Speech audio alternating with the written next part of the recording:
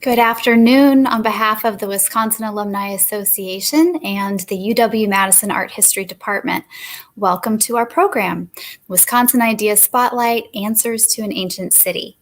Though we're unable to gather in person, we are thrilled to bring Badgers together for this virtual event. Before we begin, a few notes. First, please acknowledge with me that the Wisconsin Alumni Association and UW-Madison are situated upon traditional territories. WAA and the university respect the inherent sovereignty of the Ho-Chunk Nation, along with the 11 First Nations of Wisconsin. Today's program will be lecture style, followed by a Q&A session. Although we will save questions for the end of the program, please do submit those via the YouTube chat throughout the talk. Our speaker today is Professor Nick Cahill, holder of the Simona and Jerome Chazen Distinguished Chair in UW-Madison's Department of Art History. He is a professor of Greek and Roman art and archaeology and manages an international expedition and dig in Turkey, even during a pandemic. I'm confident Professor Cahill will ignite our imaginations and that we'll all learn some great things today. It's my pleasure to welcome him to our program. Nick? Well, thank you, Tareen. It's a great pleasure to be here, and I want to thank you all for taking the time out to endure yet another video lecture and to recognize how many people can participate today who would not be able to come to a regular face-to-face meeting. Sardis was one of the great cities of the ancient world, famous as the city where coinage was invented, the motherland of the Etruscans in Italy, according to some ancient authors, and one of the 7 churches of Asia. Fieldwork at the site has been carried out by a team sponsored by Harvard and Cornell universities every year since 1958, and you see the 2019 and 2020 teams here. It's located at the edge of the Hermus River Valley, about an hour's drive inland from modern Izmir, in the foothills of the Tmolus Mountains, and is a site of great natural beauty, with the cliffs of the Acropolis gleaming in the morning light rising above the fertile green plains. In antiquity, Sardis was prized for its many natural resources, its fertility, its forests and other resources in the mountains, its impregnable citadel, and the Pactolus River, burbled by the site and above all else brought Sardis fame because it ran rich with alluvial gold, making the inhabitants, the Lydians, the wealthiest people in the world and the inventors of the first coins. The gold ran out even before the Hellenistic period, but Sardis's fame as the golden city was never lost. So let me give a brief history focusing on some of the particular problems that occupy our research. First, who were the Lydians? In about 668 BC, Ashurbanipal, the king of the greatest empire in the world, received an emissary at his capital at Nineveh in Iraq. The stranger spoke a language nobody could understand, but explained that he came from Lydia and that they were threatened by nomadic horsemen called the Cimmerians. The Lydian king Gyges offered submission to the Assyrian king if they would help repel the invaders. In the end, the diplomacy led nowhere. There's no evidence that the Assyrians sent any aid, and while the Lydians were initially successful, the Cimmerians eventually swept through the land and Gyges was killed. At just about this same time, though, one of the earliest Greek poets, Archilochus, boasted that he did not care for the wealth of Gyges rich in gold. This is a common conceit among the Greeks who claim to be above mere lucre and to value friendship over coin. But Gyges dedicated at the Greek sanctuary at Delphi 6 craters weighing 30 talents, 780 kilograms of solid gold. These 2 earliest literary references illustrate the position of Lydia between East and West. To the Assyrians, the Lydians were this distant and barbaric people speaking an incomprehensible language, not worth sending an army to support. To the Greeks, on the other hand, the Lydians were the prototypical Oriental monarchs living in unimaginable luxury, famous for delicately woven headbands and an irresistible cavalry. They also stand at the border between prehistory and history. The Greek geographer Strabo tells us that Sardis did not exist until after the Trojan War, about 1200 BC or so. For that period, between 1200 and 680, Archilochus, we have only fabulous stories like how Queen Omphale enslaved Heracles and made him wear women's clothes while she wore his lion skin and club, a wonderful reversal of gender roles, encapsulating the Greeks' attitudes towards the Lydians as, on the one hand, barbaric and effeminate, but also powerful enough to overcome the Greeks. but is probably not history. When Sardis first appears in history, then, the Greek city-state was just beginning to develop, and we have concluded that the Lydians developed more or less in step with the Greeks. It's worth remembering, though, that the Assyrians and other Near Eastern cultures had been urbanized centuries earlier. Can archaeology then help us understand how Sardis first became a city and how the Lydian state developed? That was one of the questions that occupied Professor George Hanfmann of Harvard when he founded the Sardis expedition in 1958. One of the first trenches he dug was at a sector called House of Bronzes, or Hob, and the discovery of the first Lydian occupation remains was a cause for tremendous excitement. Over the next 15 years, Hanfmann dug up small houses of the 6th century BC, the time of the Lydians. Beneath those, and so earlier, larger but still simple buildings of the 7th century, contemporary with Gyges and Ashurbanipal, and lower still, he found a destruction level of the 8th century BC, long before our historical records, with casualties, we'll see them later, and a great deal of nice pottery.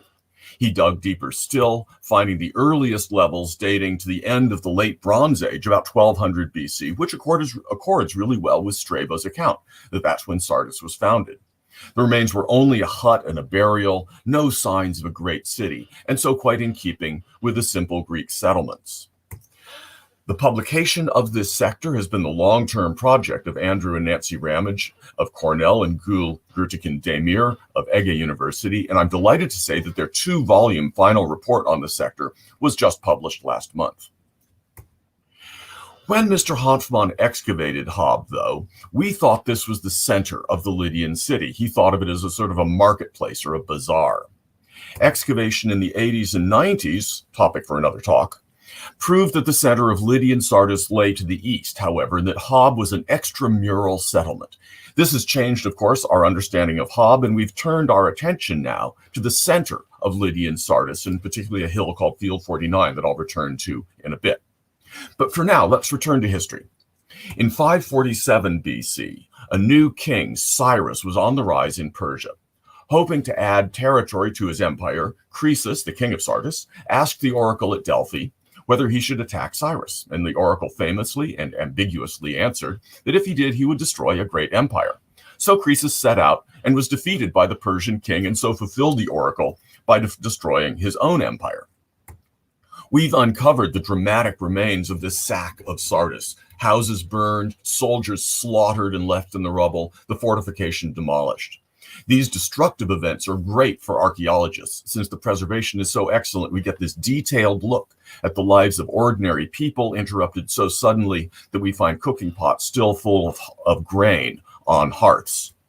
But what happened next when the Lydians were no longer masters of their world, but part of a larger empire? We always assumed that Sardis continued on as it did before, just under new management.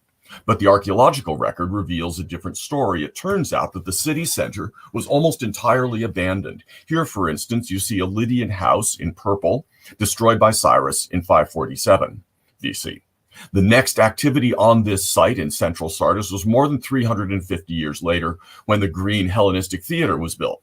In the intervening centuries, though this was a major regional capital, with a powerful governor and a strong garrison, the ancient walled city lay fallow in blue. And understanding this de-urbanization of the site is another goal of recent work.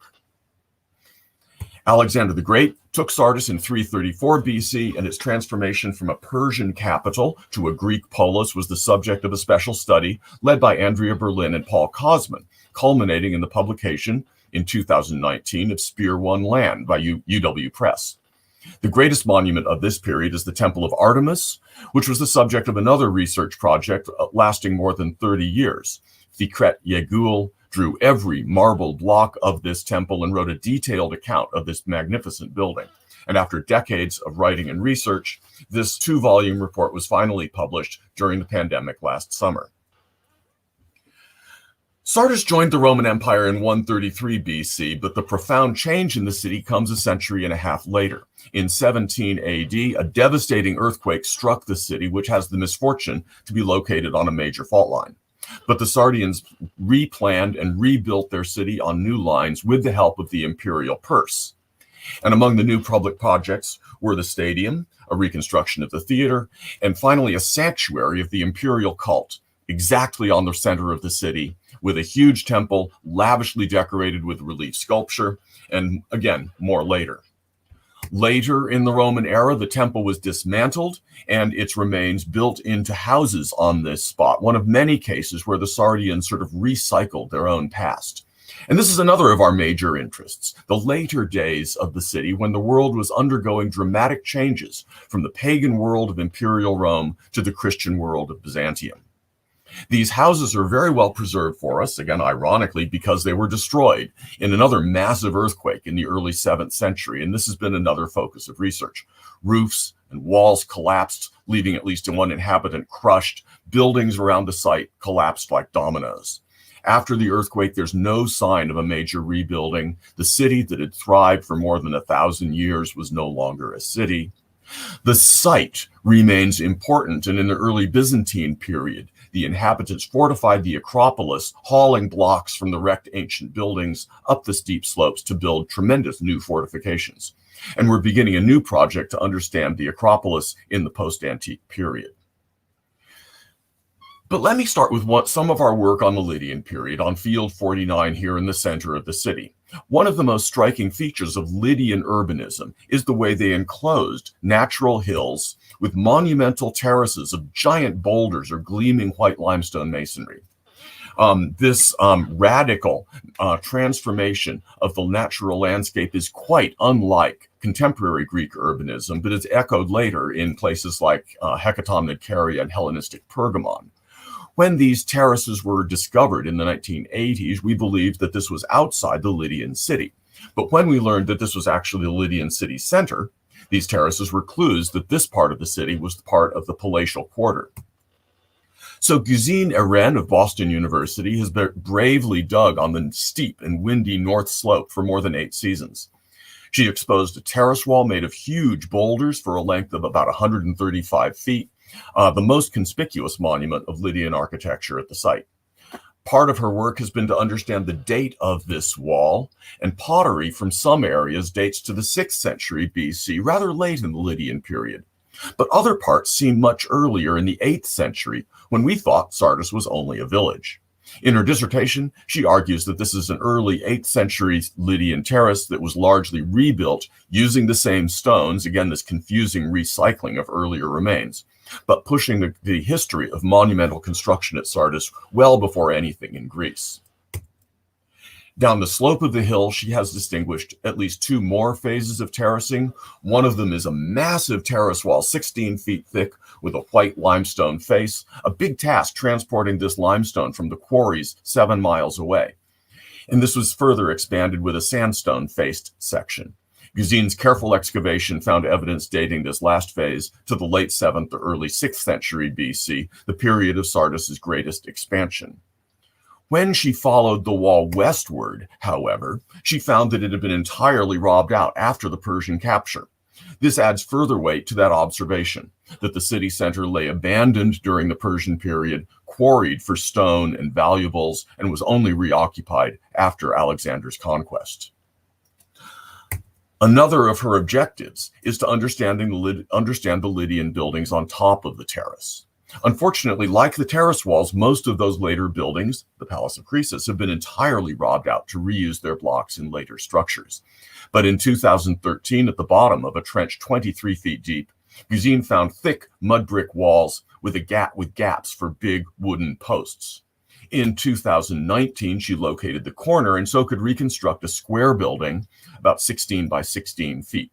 Its thick walls and frequent post holes suggest a really tall and substantial structure, much more than an ordinary house, some sort of elite building. The pottery from this building is sparse and plain, very hard to date, but generally similar to that from early levels at Hob and elsewhere of the 8th or 9th century BC, way into the prehistoric period. And a recent carbon-14 sample gave a date of 996 to 837 BC, strikingly early, centuries earlier than Gyges and Ashurbanipal in that mythological period of Sardis's history. This is actually our earliest monumental architecture at Sardis, and remember that at Hob, in this period, we have only the scrappiest architecture, in contrast The city center is already monumental and, I suspect, urban. We learned a lot about even earlier Sardians, though, in the next trench to the south. This was meant to uncover the western terrace wall of the hill and buildings associated with it, and they are indeed there. But reaching those levels has taken many years of painstaking work. This hill had been prime real estate for most of Sardis's long history, and Will Bruce, a UW graduate, has uncovered layer after layer of structures, interesting and very important material. After that long Persian gap, for instance, the Hellenistic builders returned to this hill and built massive structures of reused Lydian blocks, like this platform or terrace wall and a huge foundation or Jenga built of limestone blocks weighing up to a ton. These extraordinary structures suggest that in the Hellenistic period, when Sardis became the western capital of the Seleucid kingdom and the ancient city center was again reoccupied, this hill may have been converted back to a palace quarter. The Hellenistic wall cut through a garbage pit filled with bones and pottery, and also an assortment of exotic materials, ivory and bone inlays, scales from a suit of iron armor, and arrowheads. Pottery and a tiny silver coin show the pit was dug in the Persian period, early 5th century BC, that mysterious blank when central Sardis was mostly abandoned.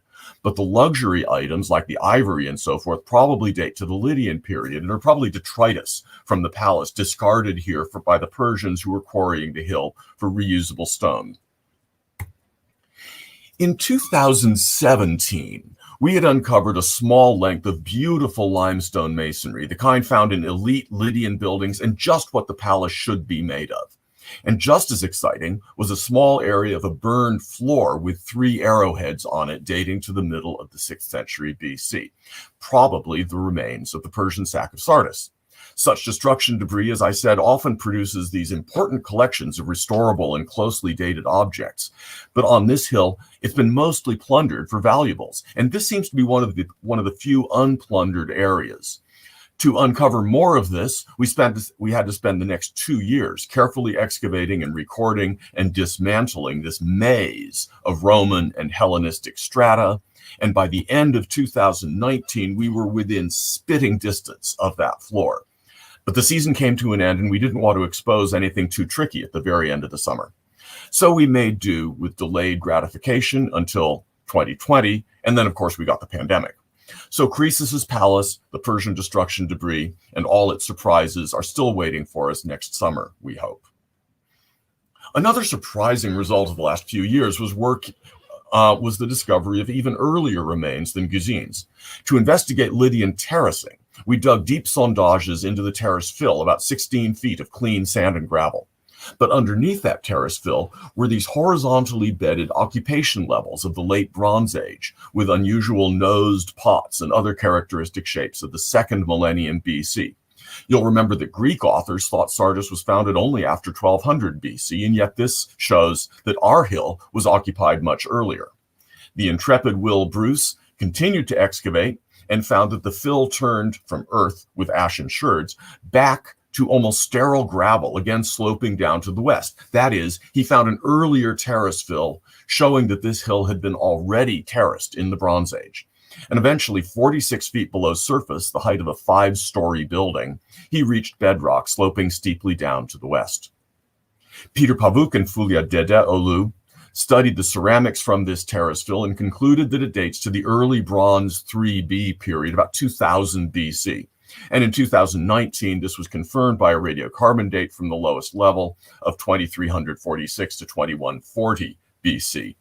So this tiny telephone booth thus pushed the history of Sardis back more than 1,000 years. But in addition, it changed how we understand the natural landscape. Geologists had told us that this was an ancient flat-topped hill, and so a really convenient place to settle. We now find that the hill sloped very steeply, and to make it habitable would have required huge terraces. And this was first done more than 1,000 years before the Lydian period. So learning about these earlier terraces is going to be a challenge. We've seen how many years it takes just to get to Lydian levels. Reaching back another 1,000 years is going to be even more difficult. So a geophysical team from 9th of September University, however, has helped understand the situation. Geophysical prospection, that is, methods of surveying remains buried under the earth, has a long history at Sardis since 1962, but it's been beset by the same problems that make archaeology in general so difficult. The site's really difficult, really complex, and deeply buried. They've used all these different methods: electrical resistivity, magnetometry, ground penetrating radar, but those can't see more than 3 or 4 meters deep. So in 2019, they used different techniques: ERT, IPT, SRT, and so forth, all these, which I don't quite understand, but they give sections up to 8 meters deep and give us a sense, I hope, of how much the hill has been modified in antiquity. The colorful image shows a section following this red line, and that shows lots of archaeology in red on the west side of the terrace where we've been digging, not very much, the blue indicating bedrock in the center, and then more to the east. And you can see how the original hill is more sort of pointy like this. This fits with the hill that's been greatly enlarged by human intervention. Of course, it doesn't give us a date, and for that we have to dig. And digging can be guided by other techniques like ground penetrating radar, which give a more intuitive map of features at different depths under the surface. For instance, along the west side of the hill, the survey picked up a fairly clear and deep building. You can see it here at 10 to 19 centimeters, 23 to 39 centimeters. As you go deeper, things become a little bit less chaotic. Now we're 1 meter deep. As we go down to 1.5 meters, you can see walls beginning to appear.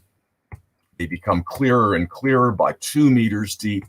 And as you go deeper, down towards 3 meters, they get larger, more clear, and more substantial even. And they go down to 3 meters, and the radar doesn't really get much deeper than that. So, solid and deep sounds like it might be early and monumental. And so we set a trench here to see what this was. It uncovered buildings that we'd seen in the geophysics, which was satisfying, but their date was completely unsuspected. Rather than Roman or Hellenistic or Lydian, which is what we usually have, many of these walls are medieval, dating to the 15th or 16th century AD. This is almost as much of a surprise as the early Bronze Age. We know that there were people at Sardis at this time, but they were all supposed to be down at the Pactolus River, not up here in the hills. We've not yet reached the depths of the monumental buildings shown on the radar, and it's likely that these late walls were built directly on top of earlier structures, and we hope to dig further here. But it's sort of typical then that we have Sardis's oldest and some of its most recent ancient remains right next door to one another, and also at just about the same elevation. Well, our excavations here contributed a lot to our understanding of the earliest periods of Sardis as well as the latest. This hill was densely occupied in the Roman era, but as we've seen, the remains from that period are not all that well preserved. A lower terrace, however, offers important insights into Roman Sardis. In 1981, we discovered the corner of a temple called the Wadi B Temple and concluded that this was the temple of the Roman imperial cult. We returned to this area in 2002 to 2005, and then since 2013, to put this temple into a larger urban context. It didn't stand on its own, but was part of a great sanctuary terrace, part of the replanning of the city after the earthquake of 17. But the temple, one of Sardis's most important religious sanctuaries, was deliberately dismantled at some point, and its fragments reused in late Roman constructions on the east side of the terrace. We found Corinthian capitals decorated with human and animal figures, blocks with dowel cuttings for an inscription in gilded bronze letters, now missing, hundreds of architectural blocks and sculptures giving us a remarkable picture of the temple with lavish sculptural decoration and dedications by prominent Sardian citizens and groups. Phil Stinson and Bahadur Yildirim have been putting the temple back together from these bits and pieces, on paper at least. Here you see them giving a seminar in 2019 on the temple, demonstrating some of the joins they'd found in the sculptured capitals. And these pieces were found about 75 meters and 30 years apart, and allow us to be certain that the capital belongs to the temple. Baha continued this in 2020, again finding new joins. But what was this structure that had been built out of these inscriptions and architectural fragments? After a few years of excavation, we finally exposed a wall made entirely out of reused marble architectural fragments, statue bases, and inscriptions. It comes to a neat end with a gate, and then a road passes by, and the wall continues on the other side of the road. This seems then to be a previously unknown fortification wall that protected central Sardis in the troubled times of late antiquity, the 5th and 6th centuries AD, a major transformation of the city, which is at least as significant as the temple of the imperial cult. The fortification collapsed in that massive earthquake of the early 7th century that left blocks stacked.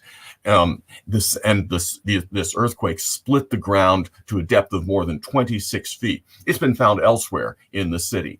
And unlike the earthquake of 17 AD, which must have been just as damaging, they didn't clean up afterwards, but left the city in ruins. This earthquake also destroyed late Roman houses on top of the terrace, preserving them like the houses at Pompeii.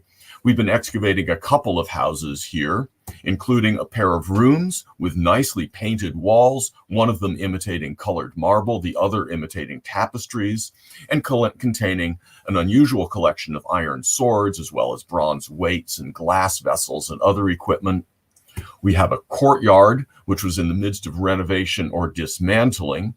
And the house in this house is well supplied with latrines, one here in the courtyard, another in a room to the north.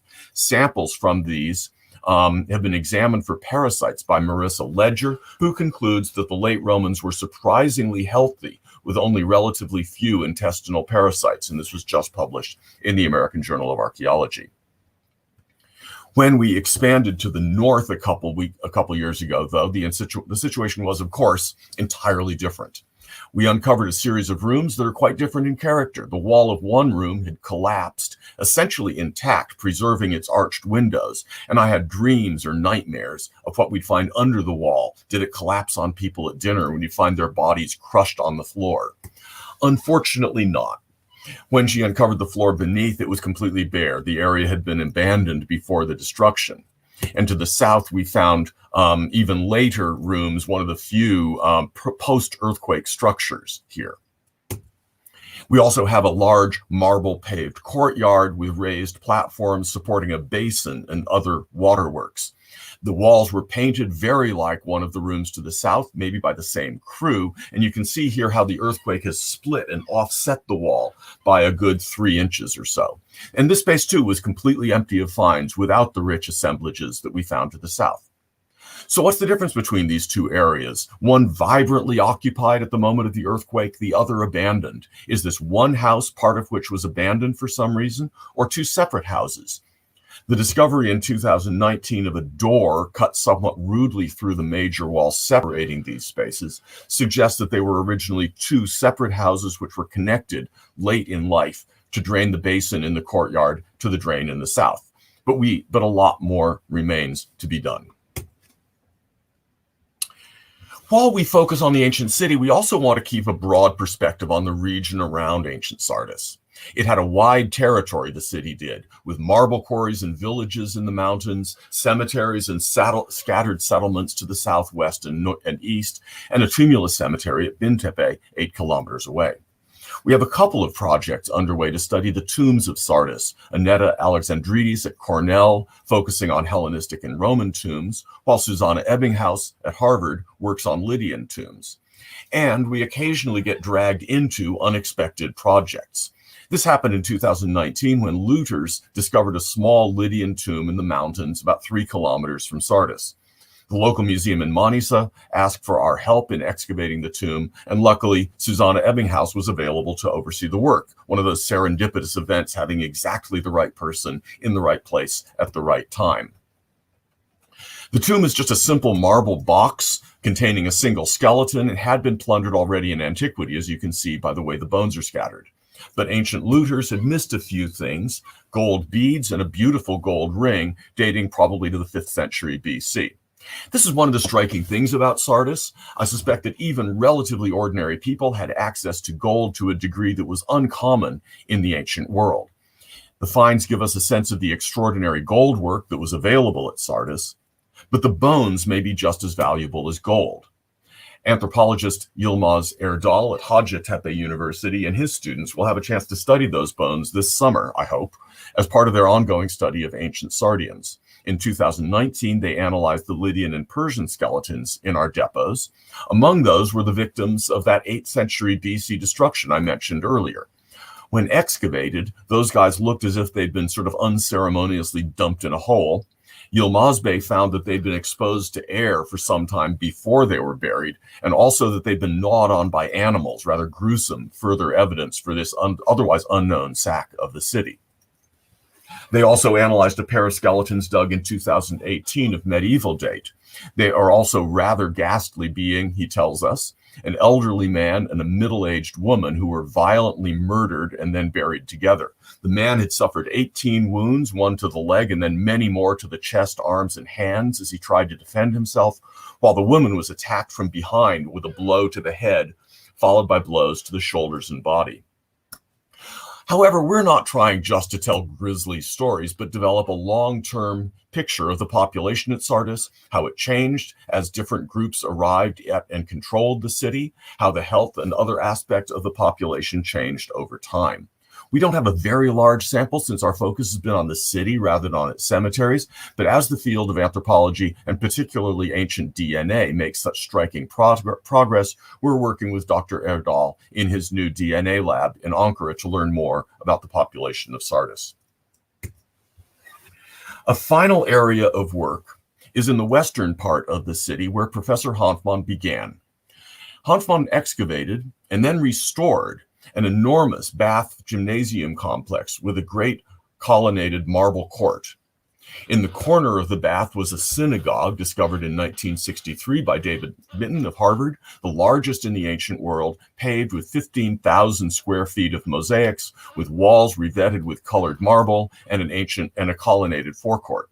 The reconstruction of the bath gymnasium and its synagogue was the first major reconstruction project undertaken in Turkey and is still an iconic attraction of Sardis, attracting school children, weddings, and tourists from all over the world. Just a couple years after the restoration was completed in 1974, Andrew and Nancy Ramage discovered that the hill across the street, which we'd always thought was just a hill, was actually the remains of a massive mud brick and stone fortification that encircled the Lydian city. 40 years of excavation revealed a wall 65 feet thick and still standing 46 feet high in places. A gate led through the fortification just under the later Roman road and right by the modern Izmir-Ankara highway. The scale of this fortification is unparalleled outside the great cities of Mesopotamia, and the road stayed here for maybe 3,000 years, from 700 BC or earlier until 2001, when the Turkish Highway Department finally moved the dangerously congested Izmir-Ankara highway to the north outside the city site. Our work here focuses on conservation, restoration, and site enhancement to protect these buildings and make them more comprehensible to visitors. The biggest elements are 2 light protective shelters to cover the synagogue and Lydian fortification, to which I'll return in a moment. But while we were designing and getting permission and fundraising for those structures, we started other smaller projects, stabilizing buildings and making them comprehensible to visitors through limited excavation. The reconstructed bath gymnasium and synagogue are pretty easy to understand, but the maze of Lydian ruins and that long-lived road are a confusing palimpsest of a millennium of history. So we decided a few years ago to open up a little bit more of the Roman colonnaded avenue that runs in front of the synagogue, which you see in red there. Rather than finding clarity, though, Gencay Öztürk found a huge pile of marble blocks blocking the highway, and over the next couple of years, we revealed the remains of a monumental arch, 33 feet wide and with a central span, 33 meters wide, with a central span of over 12 meters, making it the largest arch in the Roman world. It probably underwent many different phases of repair and rebuilding, one of the last of which may have been funded by a local benefactor, a guy named Myonius, according to an inscription nearby. We've now finished excavating the arch, and one of our plans for last summer was to document each block through 3D photogrammetry, and we hope to do that this summer. The Roman avenue was flanked with mosaics, or with porticos rather, and we've long known that those were paved with mosaics.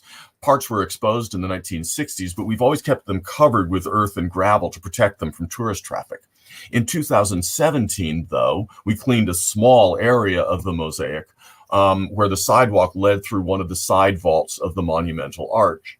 And to our surprise, the mosaic bore an inscription recording the patron's name. It says that the most magnificent count of consular rank, Flavius Maionius, paved the sidewalk. This Flavius Maionius must be the same man who funded the restoration of the arch. We know nothing else about him, but the mosaics date to the late 6th century AD, a period when conventional wisdom has been that the cities of the Eastern Roman Empire were in decline. And as in Field 55, we see a flowering of urban renewal in the late 6th century, just before calamity. The cleaning and conservation of this mosaic was funded by a generous grant from the American Embassy in Ankara, and a team of conservators and students and local women cleaned the mosaic, which was a real mess. The tesserae were loose like wiggly teeth and had to be remortared in place. Others were covered by concretion as hard as rock, obscuring the original colors. They worked with brushes and dental tools and so forth, and even with a laser donated generously by laser engineer Ed Teppo. After a couple years, we had the mosaic cleaned and consolidated, but how could we preserve and display it? We didn't want to rebury it like we reburied the rest of the sidewalk. And in the 1960s, the standard practice was to lift mosaics and then reset them in reinforced concrete. But that's no longer accepted practice since it's irreversible and inevitably damages the mosaics. So that same grant from the American Embassy in Ankara allowed us to build a glass floor to protect it. This was constructed in 2019 with signs explaining the inscription and other remains to visitors. Here you see the floor finished and the conservation team grinning in satisfaction. As I said, in the 1960s, conservation was different. The restoration of the synagogue was one of the great achievements of Professor Hanfmann's years as director, overseen by the legendary conservator Larry Majewski. Following the best practices of the day, they lifted all the mosaics and reset them in concrete beddings, and so made this one of the few ancient buildings where you can safely walk on the original mosaic pavements. The experience is unique, but despite the best efforts of the 1960s reinforced concrete, the mosaics have begun to disintegrate. Water enters through tiny cracks, causing iron rebar to rust and expand, which widens the cracks, causing further incursion until finally the mosaics fail. The only way to avoid the inevitable destruction is to build a protective shelter roof over the building to keep the weather out. So we've had a team of conservators and architects and engineers and archaeologists meeting for more than 10 years now to find a solution to this problem. Their design for the synagogue roof was approved by the local council in Izmir, and I'm delighted to say that in 2019, Patrick Healy of Hellman and Friedman in London gave a generous gift which will allow us to construct the roof. We had intended to do that last summer, but then, of course, the pandemic prevented it, and we now intend to construct it this summer, hope to construct it this summer. And then we can begin another large project, cleaning and restoring the mosaics with more consistent and modern materials. Across the street is the Lydian Fortification, whose discovery 40 years ago so changed our understanding of the early city. This has been under a temporary roof ever since it was excavated, so nobody, not even members of the expedition, can normally see this most monumental structure of the period of Alyattes and Croesus. But that was never meant as a long-term solution. We've watched the unbaked earth structure slowly be damaged by humidity and rising damp. So we planned this roofing project as a double header. First, the relatively easy synagogue, and then build a roof using a consistent architectural vocabulary over the more challenging Lydian fortification. And here too, I'm delighted to announce that a generous bequest from William Kohler will make this possible.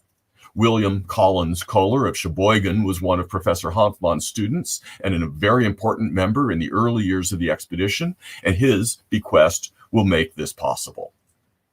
The fortification, though, is even more challenging since it needs more than just a roof. The mud brick needs to be encapsulated, encased to protect its face. Our plan is to build a skin of modern mud brick to protect the ancient building. And to test this process, we built first a full-scale replica at the compound and then constructed a shell against the ancient mud brick where it had been slashed through by the highway department in the 1950s. And the sticky outy bricks here are meant to indicate that this isn't the face of the wall, but a section through it. And this is now successfully weathered 2 winters, so we're pretty confident it's going to work. I should mention this is just a test. We're going to have to tear it down and replace it with a more finished version when we build. These two roofs will not only protect these important ancient buildings, but also transform visitors' experience of the site, making the synagogue a more inviting and less oven-like place to visit, and opening the first monument of Lydian Sardis to visitors. We've worked a lot on signage in this area, but even interested tourists and interested archaeologists too often walk away puzzled by this nightmare of thousands of years of continual building and rebuilding, which even we struggle to understand. So to make this part of Sardis more comprehensible, we've been developing an augmented reality app, which will overlay our reconstructions and information on top of the view through your phone. This technology may be familiar to you, to those of you who have gone shopping for furniture or glasses or something, or played Pokemon Go, and it's getting better every day. So architects Kellyanna Luludis, Zhao Shang, and others have spent countless hours making 3D models of the site. And our goal is to take these models and make them available as augmented reality to the general public on their phones, overlaying them on reality to show what the buildings looked like in antiquity. The version that you see here on the left is brand new, just a week or so old. Lots of problems with it, but I'm demonstrating it by walking around in Vilas Park in Madison, where it had just snowed. Rather than reconstructing the building as solid facts, we're making sort of ghostly shapes, which you can see sort of high up. They're too ghostly right now. There's a lot to do. The reconstruction is too transparent. The architraves are bright red, which was a mistake, and they float too high above the columns, but you get the point. If you were at Sardis, you would see only the reconstruction sort of hovering over the ruins as you walk through them. If you're at home in Madison or wherever, as we are here, you also see a 3D model created from photogrammetry and laser scans. Annotations like this one will let you read or hear explanatory text or link to a database of finds. It doesn't require a special app, but runs in a web browser and will be multilingual. So I hope that you will be able to visit Sardis, if not in person, at least virtually soon. Meantime, you can read more about the city on our website, which is sardisexpedition.org. And as you've seen, our publications team, editor Carrie Sullivan and architect and editor Brianna Bricker, have been putting out a report a year, which is really great, including 3 monographs in the last 3 years. All of those are online for free download. And there's other stuff on the website as well, including videos, one narrated by John Sigmeyer, catalogs of artifacts, essays, and much else. Thank you, and I hope to see you there.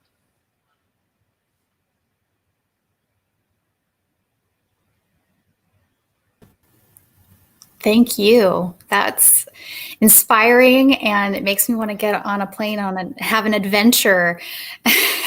Yeah, would that we could do that. Person someday. We have some wonderful questions from the audience if you're ready to dive in. A question from Patricia King. It's sometimes hard for us, I think, to imagine a major metropolis just vanishing. And so her question, how does a major city like this come to be abandoned? Does that imply a large-scale single slaughter or dispersal of inhabitants, or is it something that happens over a longer period of time? That's such a good question and such an interesting and really important problem, isn't it? And yeah, it puzzles everybody. And you're right. So it's probably not a single event, because we've seen Sardis, be destroyed and rise from the ashes and be destroyed again. It was, wiped out by an earthquake in 17, and yet they come back. So what happens that they can't come back? And, you've got to remember that the 5th and 6th and 7th centuries were very difficult times. It's a little hard to talk about actually now these days, because, for instance, you have plagues that go on not for a year or something, but for centuries. Literally, the Justinianic plague continues for many centuries, recurring as mutations and so forth, which.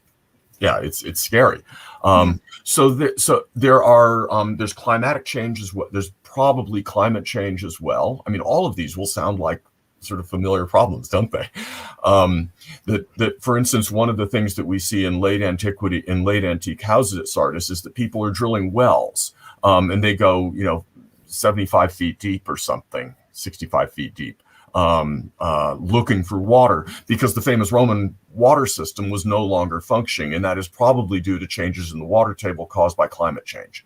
So you've got a number of different things going on, and those are, weakness, various external forces on the system, as well as, totally incompetent rulers and political problems. Again, but anyway, we don't have to go there.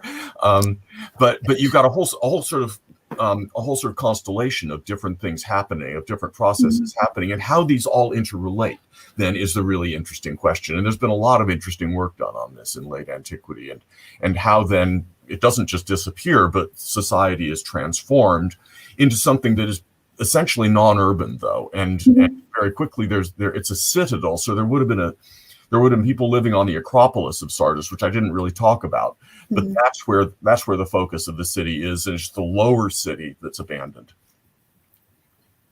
Yes, that it sounds like it's quite the knot that you're pulling the threads out and finding all these different factors, right? And you keep finding new wasn't built in a threads. day, it also wasn't sacked in a single day either. So exactly, and you keep finding new threads. Right. Yeah. Right. And I think that leads to another great question from the audience. You talked about DNA and 3D imaging, and how do these new technologies help your work?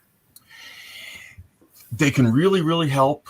I showed how the geophysics, for instance, is very useful. One of the greatest things that we've got now is these drones, which we used to dream about flying over and getting an aerial view of the site, and now you can just do it. So lots. DNA we've done some DNA analysis already at Harvard. And we hope to get more out of this. We don't have a very large population is the problem. So I'm not sure that this is going to be very useful for internal studies, but it will, I hope, contribute to the sort of broader understanding of populations in Western Turkey. We use technology for all kinds of things, photogrammetry for reconstructing ancient buildings and studying buildings that we can't get to, like the Acropolis. Lots and lots of things. Good stuff. Another question, I think great one from Stephen. Did the synagogue date from Roman times, or was there a population there dating back to the Greek or earlier eras? Would this still have been in use during the Byzantine or later Ottoman times? They were a little more accepting. Really good question. And we're working now on the publication of the Synagogue. So there will be a definitive, or there's never a definitive answer, is there? But we'll have a better answer in a year, I think, or I hope. There's a strong Jewish population as early as the Hellenistic period, and possibly earlier in the Persian period at Sardis. So it has a Jewish population that early. This synagogue probably dates to the late, pardon me? It's so big. It's huge, isn't it? And one of the interesting questions then, they take over a piece of what's really public land, the Bath Gymnasium complex. And how does that happen? And is that telling us that the Jewish population of Sardis was very powerful, or was it saying that the city of Sardis was not doing as well, that even the Jews could take over part? I think the former, because it's such a marvelous building with this mosaics and the marble revetment and so forth. We have a lot of great. Excuse me. Sorry, and in that time period, people would still have been using that public bath and gymnasium. Like that's prime real estate. It's not like they'd switched to more private. No, it's still in use very much. And that period is probably the late 4th century AD. So late 4th, early 5th century. Very cool. That's a good question. Yeah, very good question. Thank you. I have another good one. We're getting great questions from Kelsey. How do you balance the interest in creating a tourist/educational space for the public and preserving the original structures? And I think that's That's a really great question because you don't really want it to turn is. into And Disneyland. we're really lucky to have a fantastic conservation team at Sardis, and they think about these things. This is one of the things that they think about all the time. Mhm. How much do we worry about preserving the original, which has to be it has to be very important. You can't damage the original, but how do you both preserve it and show it off is the question. The best thing would be to rebury it, but we've seen you don't want to do that, so you sort of do something. You try to find a balance between a real responsibility to the original antiquities, and a responsibility to the public, and also to teach people, as you point out, so they then feel a responsibility to preserving their own past, which is very important too. I would think too that the last piece that you were showing us with the 3D virtual reality will play a really important role in that balance and achieving that experience, whether remotely or in person. Great question from James. What was the economic base for the city, and did it change over the centuries? Obviously, we started with gold, the gold standard, and then where did we go? Well, Sardis, if it were just for the gold, then of course it would have stopped when the gold ran out, which it did probably fairly quickly. But it wasn't just the gold. They have it's got a great climate. They've got a lot of fertile land on the plain, which I didn't really show very much of. But the Hermus Valley is very fertile even today. Especially today. And it's very nicely situated. So it's got access to a lot of resources, to the mountains, to the valleys, to trade, so that it's on a trade route, on one of the major routes from the coast to inland Anatolia. So it's got a lot of good things going for it. And probably location. Yeah. So, and I'm sure that the economic base did change, and that is another thing that we're sort of looking at, is how how changes in, imperial control and so forth change the economic base. The numismatists, for instance, look at circulation of coins and where you find economic links through the coins that are lost at Sardis. Of course. Oh yeah, sure. And we've got a great numismatist named Jane Evan. I just like hearing numismatist. Another good question. Back to the synagogue. A question from Niles. Outside of the synagogue, I think on the Cardo. Yes. Were you able to identify the shops or buildings along that area around the synagogue where they had taken over the bath?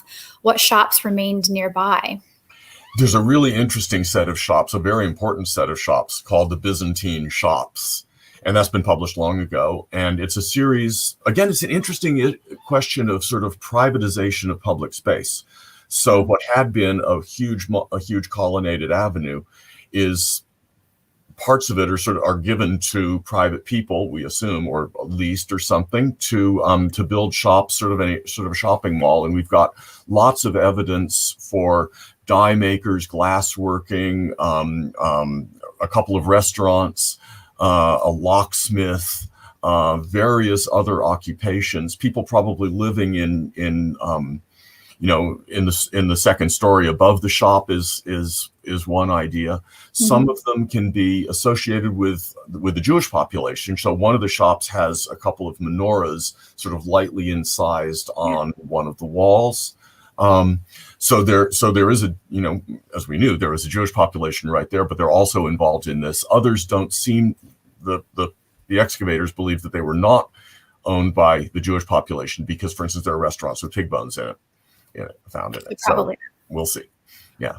But yes, there is a really interesting set of shops, and that would have been another important sort of articulation between public and private in this area.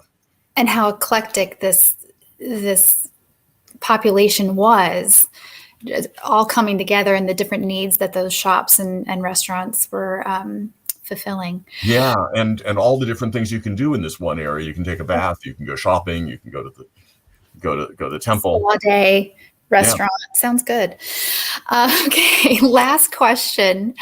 What are you looking forward to when you get back to Sardis yourself?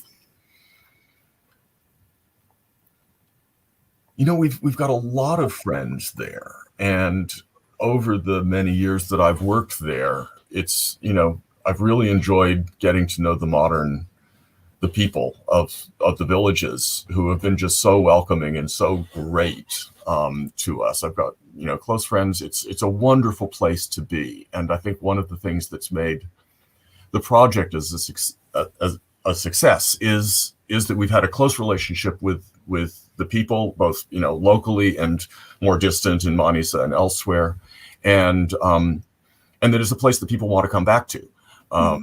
And so it's an atmosphere that's sort of unusual and full of camaraderie, and sort of a shared love of the area, shared love of discovery, and and all that stuff. And so just the lifestyle is something that's very, very engaging and stimulating and pleasant, and a great community. Yeah. Well, I think that's a theme that we hear again and again, how important people are and those relationships and connections. So exactly, yes. And that's something that we're all looking forward to, is that community, isn't it? Exactly. So I want to thank you on behalf of the Wisconsin community and everyone who joined us today. Thank you for making this virtual event such a success. And we hope you'll be able to join us. We have 2 events more coming up: the Wisconsin Idea Spotlight, the Future of the Dairy Industry, on March 25th, to learn how our changing world is affecting the dairy industry, and the Wisconsin Idea Spotlight, What You Don't Know About Exercise, on April 9th, featuring a panel from the UW-Madison Kinesiology Department. Thank you again, Professor Nick Cahill, and thank you all for joining us, and on Wisconsin. On Wisconsin.